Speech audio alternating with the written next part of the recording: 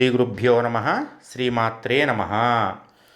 ఆరుద్ర నక్షత్రానికి అధిదేవత రుద్రుడు అంటే శివుడు కాబట్టి వీళ్ళు శివారాధన విశేషంగా చేస్తూ ఉండాలి. ఆరుద్ర నక్షత్రానికి అధిపతి రాహువు. రాహువుకి అధిష్టాన దేవత దుర్గాదేవి కాబట్టి దుర్గా ఆరాధన, శివారాధన. రాస్యాధిపతి అయినటువంటి బుధుడికి అధిష్టాన దేవత విష్ణువు కాబట్టి వీరు విష్ణుమూర్తి యొక్క ఆరాధన కూడా, అంటే ఇప్పుడు శివారాధన, దుర్గా ఆరాధన, విష్ణు ఆరాధన ఈ దేవుళ్ళని ఎక్కువగా పూజించడం వల్ల వీళ్ళకి అన్ని రకాలుగాను కూడా కలిసి వస్తుంది అని చెప్పవచ్చు. ఆరుద్ర నక్షత్రం వారికి అదృష్ట రత్నము గోమేధికము, అదృష్ట వర్ణము తెలుపు, అంటే అదృష్టాన్నిచ్చేటువంటి రంగు తెలుపు రంగు, అదృష్ట సంఖ్య 4, అదృష్ట వారము శనివారము.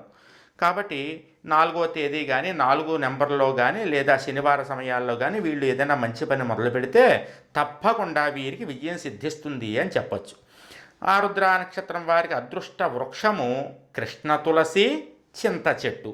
రోజు కూడా తులసి మొక్కకి నమస్కారం చేసుకోవడం వల్ల, బయటికి వెళ్ళినప్పుడు ఎక్కడన్నా చింత చెట్టు కనపడింది అనుకోండి, ఒకసారి మనస్ఫూర్తిగా నమస్కారం చేసుకోవడం వల్ల వీళ్ళకి ఇష్టకామ్యార్థ సిద్ధి కలుగుతుంది.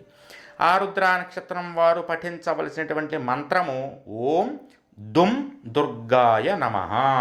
ఓం దుం దుర్గాయ నమః. ఈ మంత్రాన్ని వీరు ప్రతిరోజు కూడా 21 సార్లు పారాయణ చేస్తూ నక్షత్ర గాయత్రి అయినటువంటి శివమూలాయ విద్మహే రుద్రరూపాయ ధీమహి తన్నో ఆర్ద్ర ప్రచోదయాతు.